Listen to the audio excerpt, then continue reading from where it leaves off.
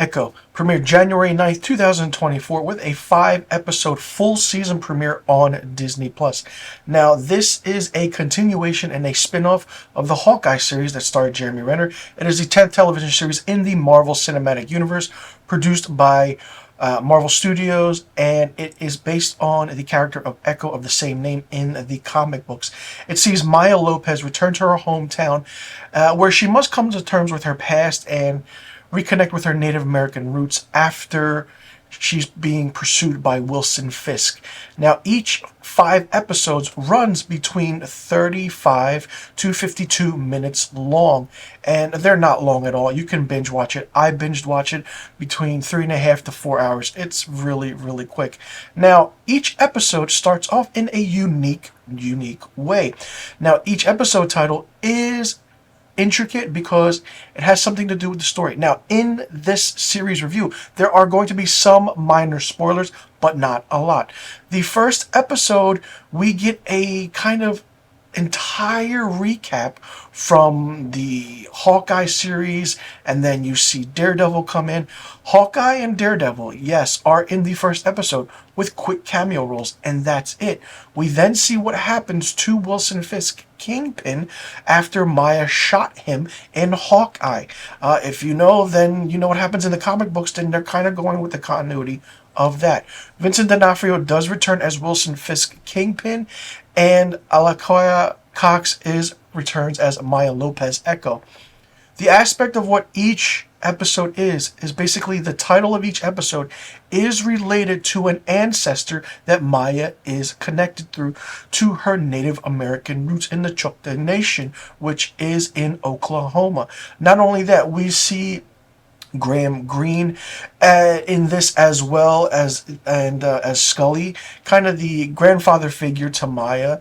And we see Henry Black Crow Lopez, who is Maya's uncle and kind of William's brother. We get the backstory of how, once again, the recap of how Maya's father died and the events that transpired and all led to this. And it's really, really interesting, let me just say. The series, I felt, was one note. Not much really happened. There are many action sequences in this, but nothing that fleshes out everything where it's like, wow, this stands out differently and it's on its own. There's a disclaimer in the beginning of each episode where it says there is violence in this.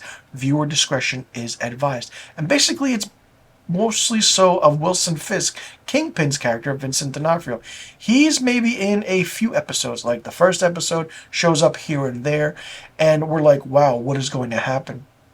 The character of Maya is trying to come to terms with her father's death so many years later. We understand and we know that. But then trying to come under and out of the shadows of Kingpin as well, where she wants to be so-called, how she says it in this, the Queen Pin.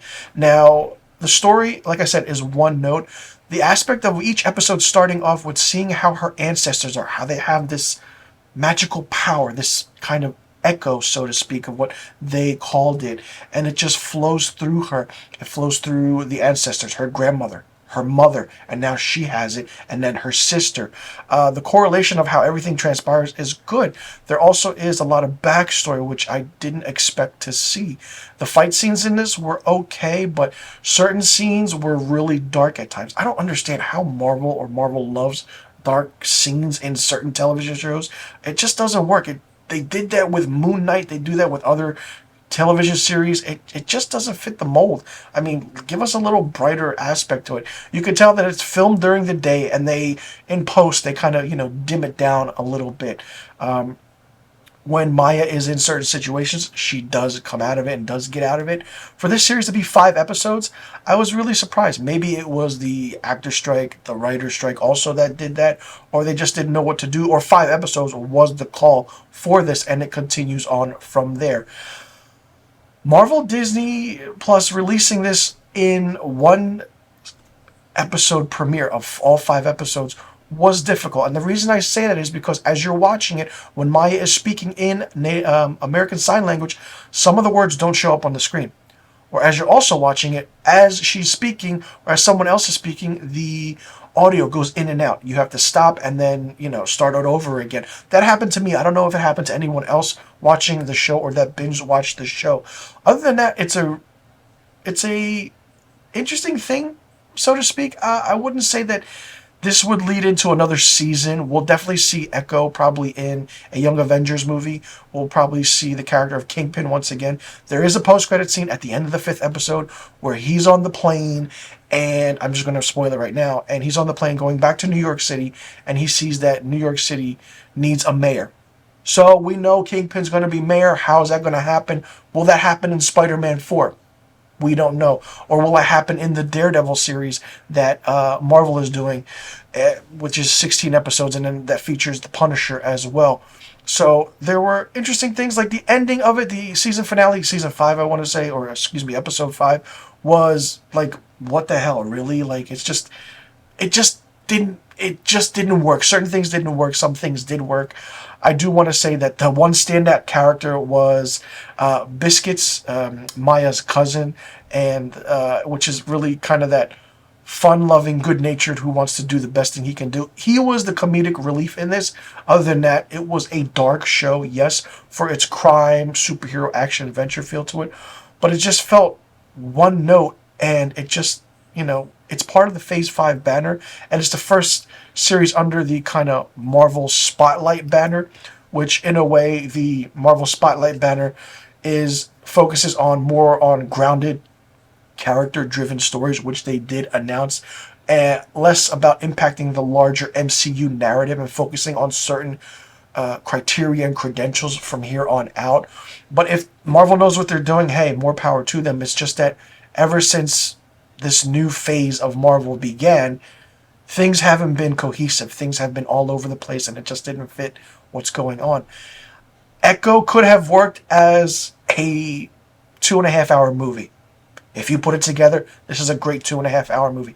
The Native American aspect to it, the reconnecting with her roots was really, really good. I did like that a lot. I like seeing films now and TV shows starting to, appreciate the Native American culture that is going on now in this world, and certain aspects picking that, and how she is a deaf Native American, amputee. It's really empowering, really strong. Some could say this is woke. Whatever. Watch the show, enjoy it. It just wasn't as good as I thought it would be. And seeing all the events in the first episode, it's like, am I watching Hawkeye again? Yes, you kind of are with the recap, and then it just goes into it. You can see where the edits are in this. Clearly, there are some fight scenes, someone comes in front of the camera or they go behind a pillar, there's the edit. That's just the filmmaker in me talking and the editor in me talking. But for what Marvel has done, it's great. Vincent D'Onofrio as Kingpin really, really works. He was born to play this role. If you ask a question, what actor is born to play a role? It's Vincent D'Onofrio as Kingpin Wilson Fisk. I want to see more of that character in a movie as being a big bad villain, because in Daredevil, which was on Netflix, he had a role, but it just wasn't fleshed out enough because it was canceled.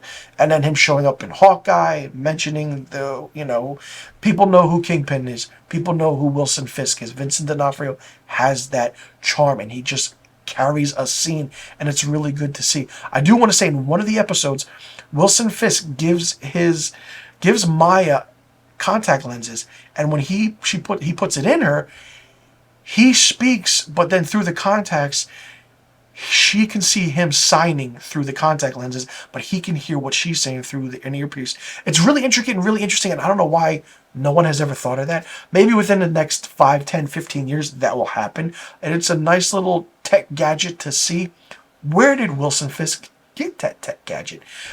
Really interesting, really fun, and it's not really that, viewer discretion is advised, violence-esque thing. The crime aspect is there, but if you put it all in the blender, it's just going to be a chunky feeling of what a show is.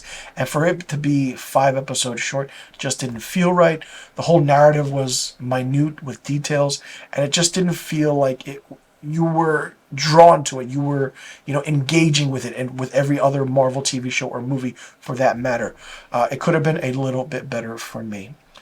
For me, Echo gets 2 out of 5 stars. And let me know in the comment section below what you thought about Echo on Disney Plus. Did you like it? Did you not like it? What did you think of it? What did you think about the aspect of the series being only 5 episodes? Did you like that there was an origin story to this character? Do you think that it could have been a movie instead? Did you like that it was what it was? And do you think more could have been done? And when do you think we'll see this character again? And who was your favorite character? Who was your least favorite character? And when do you think we will see Vincent D'Onofrio as Wilson Fisk, Kingpin once again? You think it'll be in the Daredevil series, or do you think it'll be in Spider-Man 4? Let me know in the comment section below about all the questions I just asked about Echo. And be sure you click that subscribe button and hit that notification bell for new review videos on my channel. I'll see you all in the next review video. I'm Mr. Filmstock, and thank you so much for tuning into my review of Echo.